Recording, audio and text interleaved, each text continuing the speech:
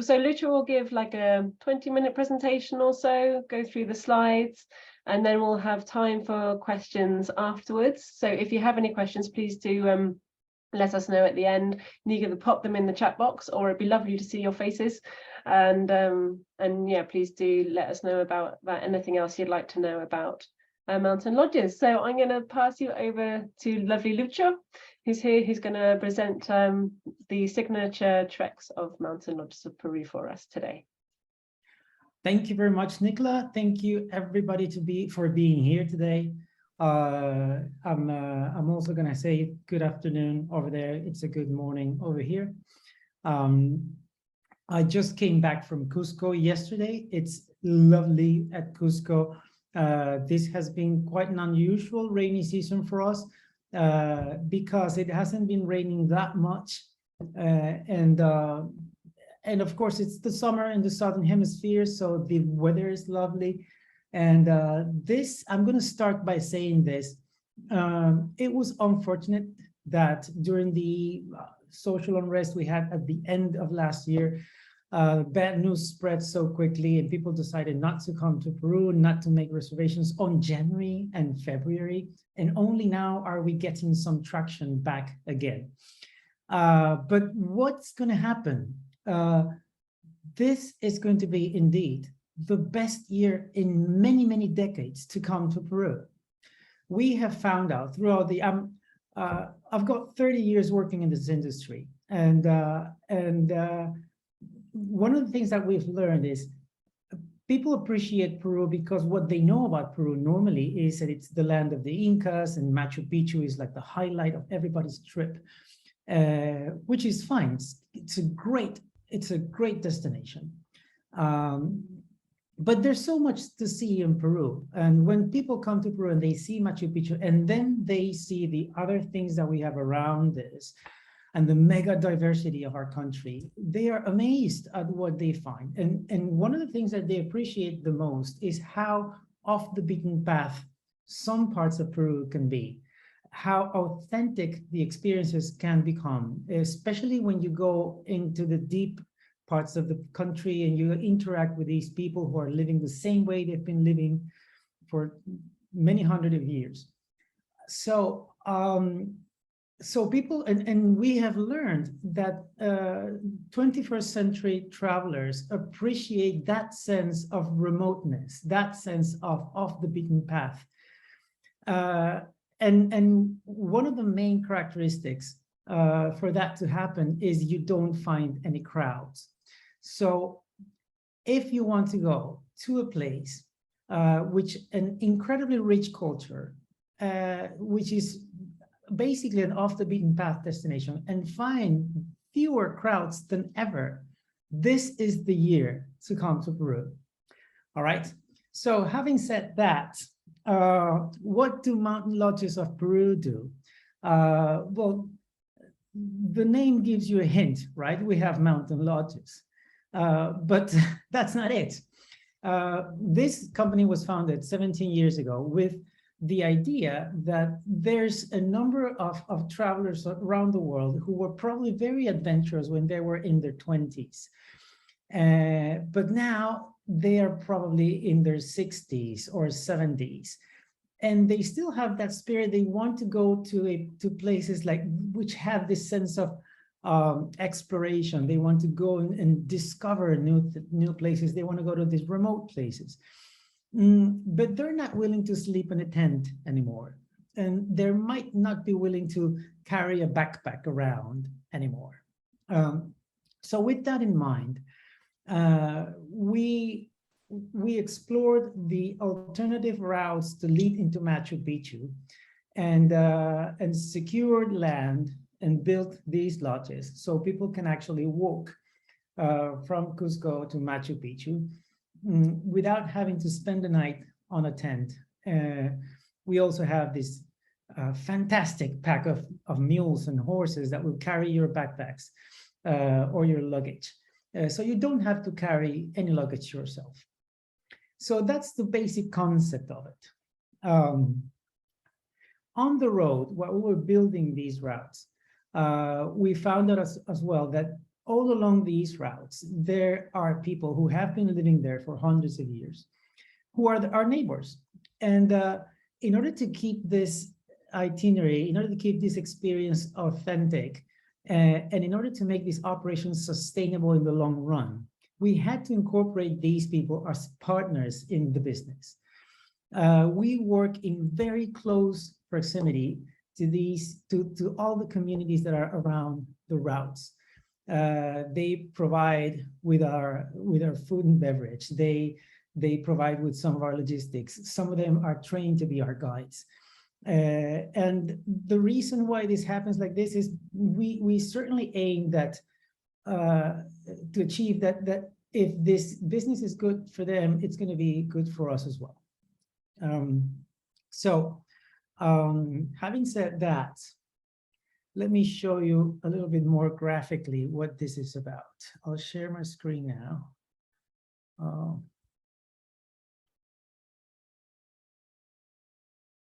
All right, so hopefully you can see now my screen. Yeah, there you go. So, wait, no. Can't. All right. All right, now hopefully you can see my screen now. So this is a map that shows you the upper Sacred Valley, northern side of the Sacred Valley, and Machu Picchu and the city of Cuzco.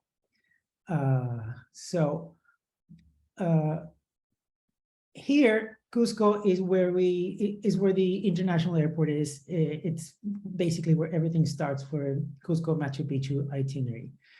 And here, Machu Picchu is the place that a vast majority of travelers want to visit when they visit Peru. The statistics say that 82% of people going to Peru on a holiday, their main point of interest is Machu Picchu and the history of the Incas, and everything else is secondary.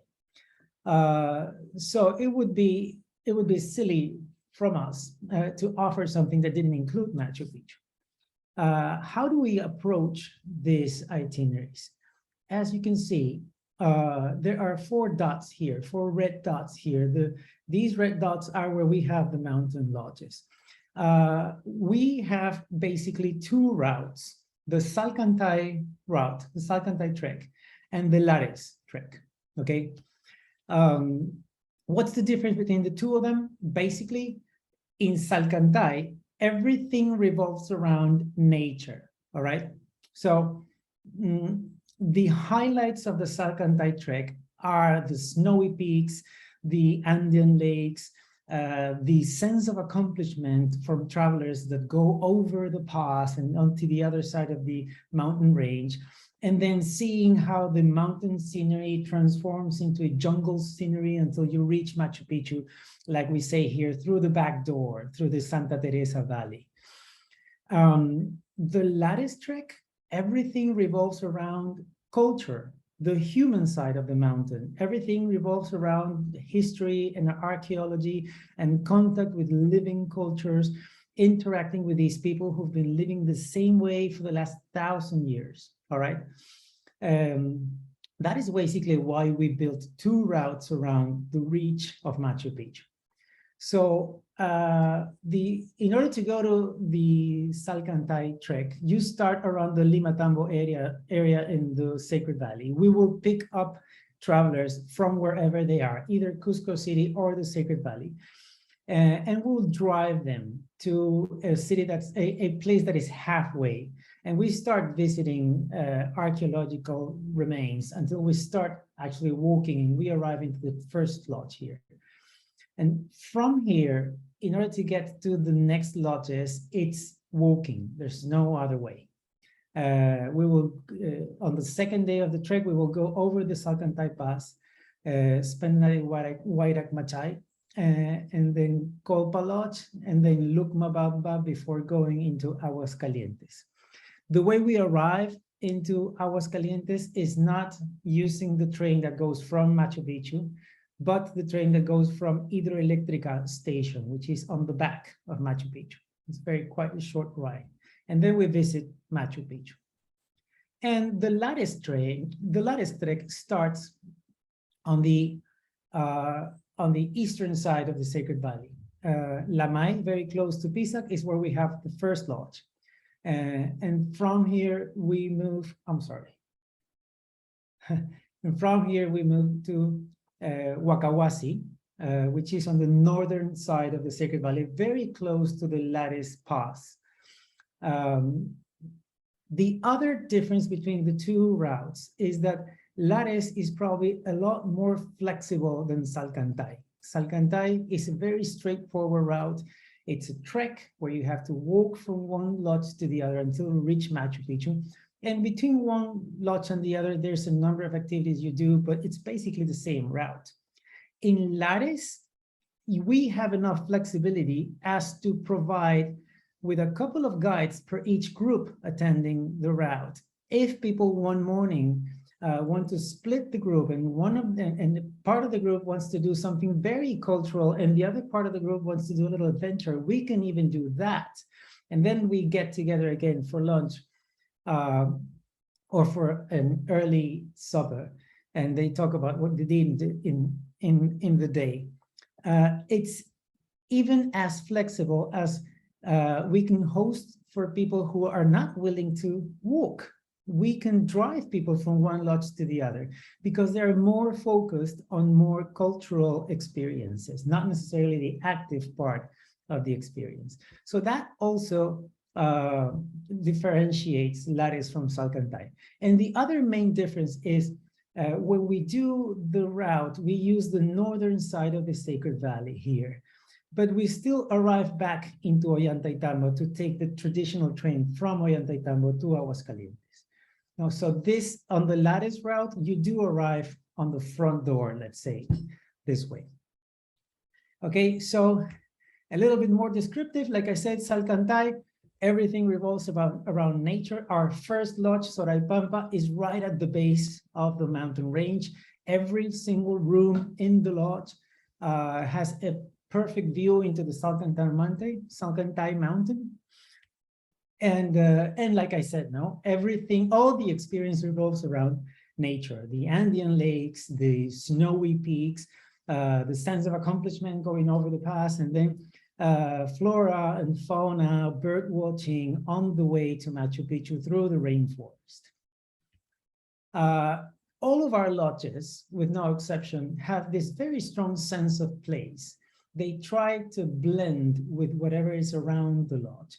And inside the lodge, you will find a number of elements that will still tell you the story of what's around it, of the place you're visiting. So the decoration, the amenities, the furniture, everything tells a little story on what you have outside the lodge and the communities that surround it. Now, the Lattice and the Sacred Valley, we like to call it the upper Sacred Valley. We use the northern side and the higher side of the Sacred Valley. Why? Well, we already know why this is different than Salkantay, but it's also good to know why this traditional experience that people normally have when they visit the southern side of the Sacred Valley. On the southern side of the Sacred Valley, there's a number of attractions that have been developed over decades, and they're very good products. But if you visit, say, Maras, Moray, Chinchero, you will be interacting with hundreds of people on the same place. We try to shy away from these kind of destinations just because we always try to provide with the authentic, not prefabricated experience and really off the beaten path. Now, so there are equivalents on the northern side of the Sacred Valley, all over it. So Lattice, again, is more about archaeology and history, and especially contact with these local communities. All of the communities on the route, Huiloc, Patacancha, Wakawasi, Pumamarca, we work with the leaders of all these communities, and the things that we use for our kitchen are provided and cultivated by them. The picnics that we provide on the route are provided by them. They are our guides, they are our porters. And every now and then, well, at least one day of the itinerary, we will have close contact, direct contact with these people. These photos that you see here, these are not people who put on their costume because travelers are coming. This is how they live. And they will weave this weaving in order to sell because they know it's interesting for tourists. We just financed a pottery workshop, so they can actually do some pottery again that they can use in their households every day and sell again to tourists because they want to make this this business interesting for them as well. And again, both our lodges, Wakawasi and Lamay Lodge, also try to provide with a number of elements inside the lodge that will tell you the story of these communities that work with us and that are around the routes. On top of that, the two routes that I described, Lares and Salkantay, they make up for a good 80 to 85% of our trips. Most of our travelers take either of these routes. But lately, I would say in the last 7 or 8 years, we've been getting more and more requests for special interest travel. And we have developed additional products for special interest tourists. The Black Diamond Trek to Machu Picchu is a trek that starts on the main square of Cuzco City, and you walk for 10 days until you reach Machu Picchu. It's a trek, and it visits these fantastic places, and actually a couple of nights on this walk, you will have to camp because there's no other way of visiting these fantastic places without camping. So it's a combination of our lodges and some camps until you reach Machu Picchu. The Grand Andean experience, when we explain this to travelers, some of them will say, yeah, but I don't want to miss any of these. I want the nature of Salkantay and I want the culture of Lares. The Grand Andean experience is a 10-day program, which is nothing but combining both of them. You do Lares first, and then you do Salkantay, and then you arrive into Machu Picchu. We have some programs for wellness and yoga, where you do the same route that you do, but on these specific spots where you have these magnetic places, you will have sessions of yoga and wellness, and it's a wellness-oriented experience in general. We have multi-sport adventures where you do, again, the same route, but you will cover the distance by pedaling a bike and paddling a kayak, or even doing some climbing, so you get to these destinations. We have a very specific program called Archaeoastronomy, where we take advantage of the clear skies of the Sacred Valley, and we'll show travelers how the constellations in this incredibly clear sky, how the Incas interpreted the stars different than us, and then incorporated them into the architecture and the way of living and even their cosmology. Then what we call getaways. Some people are very tight in time, and they have nothing but a couple of days to spare in their regular trip to go to some off the beaten path getaway. So we do cater for 2-night escapades into the first lodge of Salkantay, which is Soraypampa, or the first lodge on the Lares route, which is Lamay. And we provide with a number of activities on those 3 days and 2 nights, little small itineraries. And then again, knowing that people have to acclimatize, we also have, wait, just a little second, we have a question saying, on this 10-day trek, will you walk between the north side of Sacred Valley and Moyepata? Yes, we do. That's exactly what on the 3rd day, we cover that. And then knowing that people need to acclimatize for at least 1 day, or they need to relax for the last day of their itinerary, we also have a couple of boutique properties in Cuzco City. The first one is called XO Art House, and following the same ethos and philosophy of the company, it feeds from everything that's around the property. This is made in the San Blas art district of Cusco, and it was developed with a collective of artists, and these are contemporary artists. You will not find colonial Cusco art here. This is what these artists are doing on 21st century Cusco today. And well, everything, furniture, amenities, the decoration on the walls, everything tells you the story of modern art in Cusco today. And then andenes, like the name says, andenes in Spanish is these Andean terraces. This property was built on ancient Andean terraces, or whatever was left of it. So it has these terraced levels.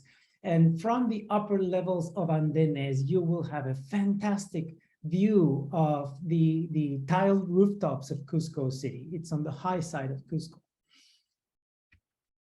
Finally, like I said before, ever since the beginning, we've been working so closely with the local communities that we also founded an NGO called Yanapana, and this is how we receive all the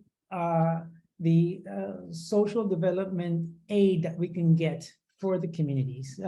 We as a private company don't get donations. We as a private company don't get aid programs, but Yanapana is the articulation that we have found so that we can actually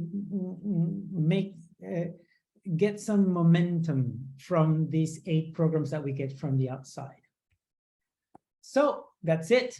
I am pretty sure you have several questions or comments, so I'll stop sharing my screen and we can switch to the Q&A session.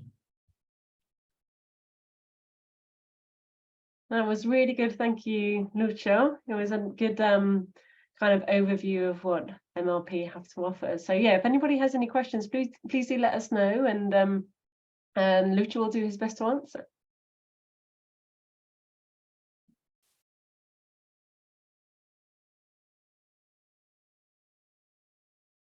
Okay. Well, I want to just add in there that when I did visit a few years ago, it was one thing that really stood out for me was the level of welcoming kind of environment and comfort you got from each of the lodges. You know, you're fed incredibly well at each of these lodges. You have 3-course meals, you know, 3 times a day, very comfortable rooms. You're given hot water bottles. The standard of the trekking is like world class in these areas anyway, but you're actually doing it at a pace where you have maybe like half a day trekking, half a day at the lodge. Would you agree, Lucho, that, you know, this is a real kind of benefit of doing kind of the lodge to lodge trek, particularly the Salkantay, in that sense? Yeah, actually, like I mentioned before, our audience are pretty much in their 60s and 70s now. So none of the walks are very strenuous. We cover anything from 8 to 12 kilometers every day, and we stretch it out on 5 or 6 hours at some time. We do several stops for lecturing, for photos, for picnics. So we've never had any single traveler saying, "Hey, I'm too tired, I can't go on." No, it's very easy on the feet. And I see that we do have a couple of questions here. What is the group size? We take reservations from 2 people. No, we have daily departures, and if it's 2 people asking for a specific date, we just create a departure right on the spot.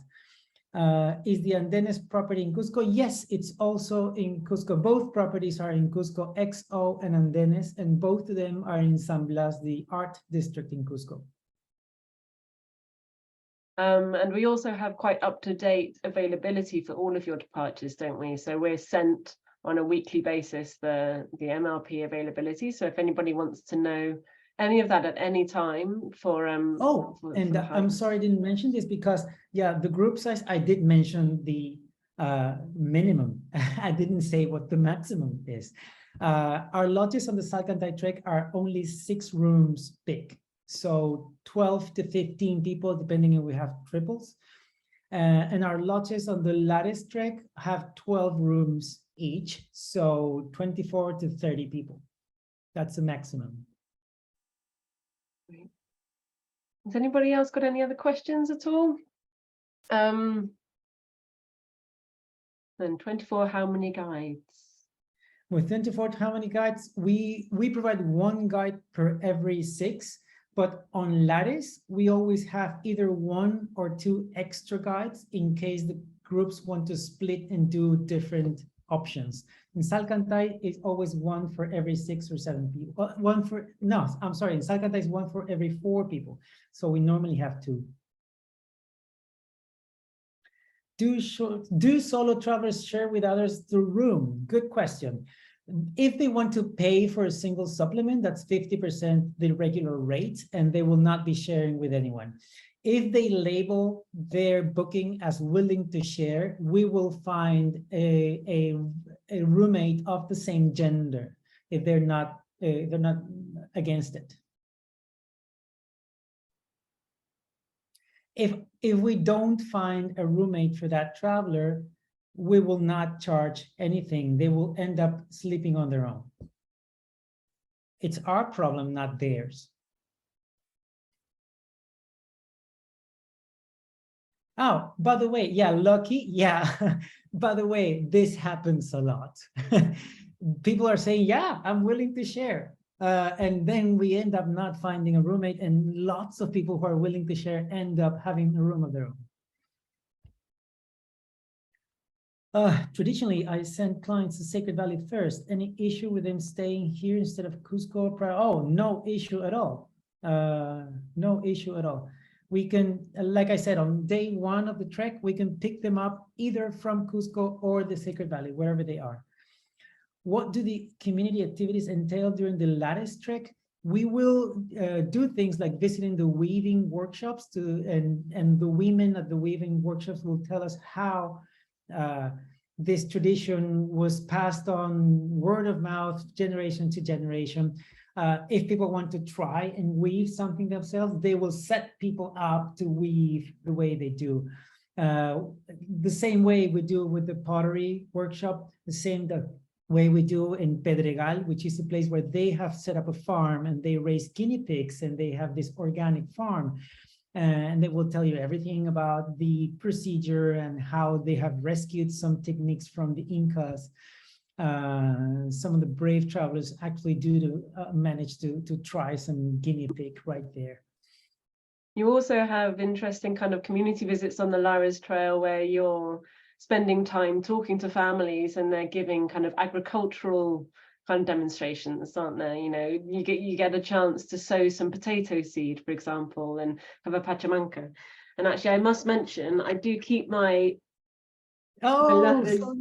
rug on my lap when I'm working here with a draft that's coming through my window, and it's the warmest thing in the world, and I absolutely love it. So I'm reminded of the Lares trek almost on a daily basis in the wintertime.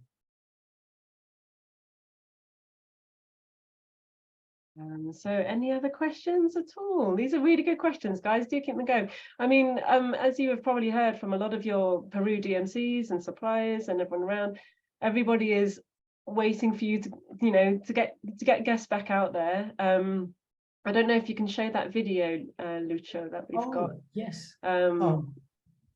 People were wondering if it was really safe to come to Peru.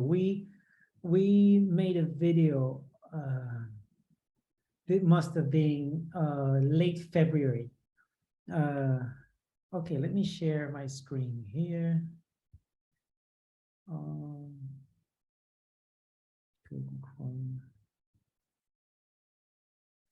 And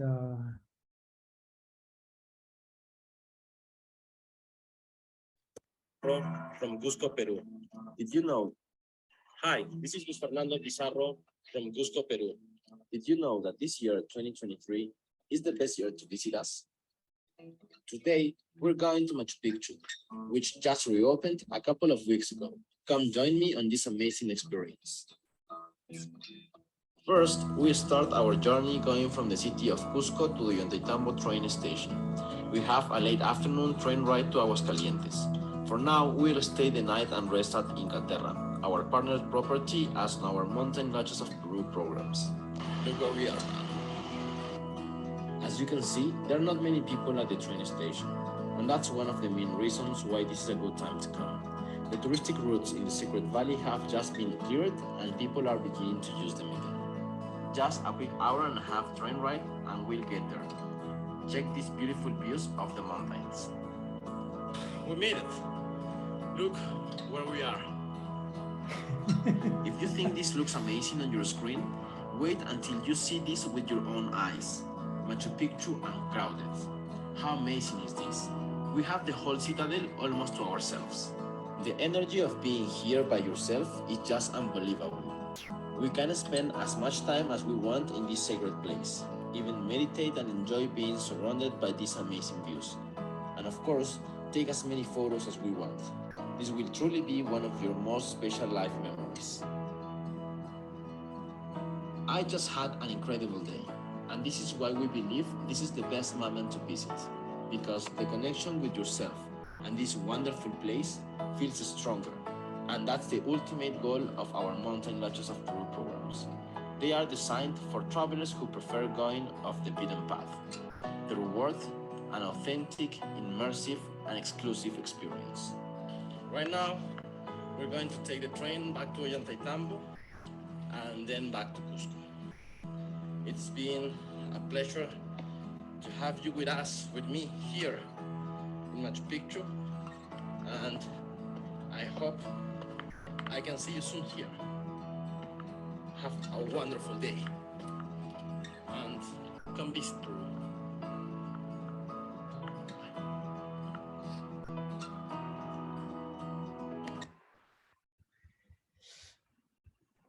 All right. So yeah, while it's not necessarily a depiction of Mountain Lodges itself, I thought it was such a nice video to show, to be like, look, come back, there's no one here. And the amazing part here is every single part that Lucho showed in his video is normally packed with hundreds of tourists. That's the one thing that amazes me here is it's not common to see, you know, the line to take the bus up to Machu Picchu with 3 people, the terraces right at Machu Picchu, and then you don't see 120 people visiting. That's probably how it's going to be. I mean, probably not as empty as that, but we're probably going to get a third of the people we normally get this year. This is indeed, like I said at the beginning of the presentation, the best year to come to Peru. We do actually have one more question as well, Lucho. So when coming from, it's about visiting Machu Picchu. Yeah, when coming to Salkantay, when will they visit Machu Picchu? In the afternoon? Can they also add an overnight stay? Yes, our regular Salkantay itinerary adds an overnight stay that is normally at Machu Picchu Pueblo. So they visit Machu Picchu in the afternoon, the day that they arrive, and they also have a chance of making the second visit on the next day. And that's included, isn't it, that second visit? And that's the first visit is included, the second visit is extra. Okay, the second visit is extra. So you get a chance to visit in the afternoon and in the morning. Yes. Okay. And we got another quick question as well. Is the Ladders considered an easier trekking? As a matter of fact, you can do the Ladders route, everything, and not trek at all. It's like I said, the magic of Lattice is so flexible that you choose the activities that you do. People who are very keen on trekking and they want to go over the Lattice Pass, they can do the whole Lattice itinerary by trekking from one place to the other. But if people choose to do only cultural or archaeological or historical visits in Lattice, they can not trek at all.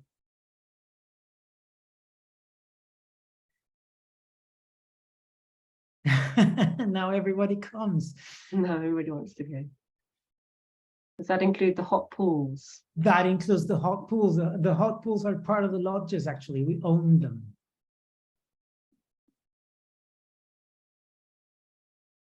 Sorry. Right, well, we've got some really nice responses from that.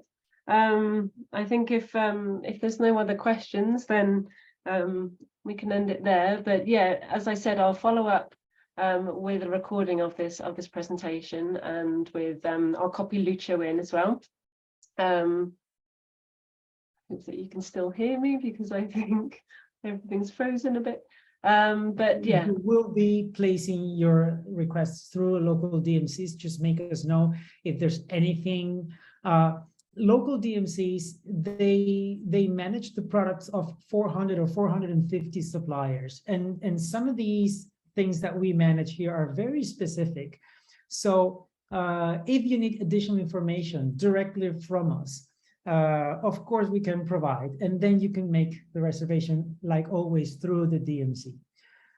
We also have a dedicated site, a dedicated page within our website for travel professionals. We'll be sending the link for you to access that, and there we have high resolution photos, presentations, the technical sheets of all the properties, and a lot of stuff you can do yourself. You can use yourself. great. Thanks very much, Lucho. I apologize for my internet connection. I think it failed there. Oh, and no, yes, there were no glitches. oh, fantastic. Yes, I'll send a recording to everybody on who attended as well as registered. Do keep your eye open for any more Senderos webinars coming up. I will be sending out some more invitations soon. I believe our next one is Estancia Cristina in Las Balsas from my visit in January. But in the meantime, please, please do send more people to Peru, and we'll let you know when Lucho is over here so we can come and visit you as well. Thank you very much for this. It was fantastic. Great. Thanks, Lucho. Thank you.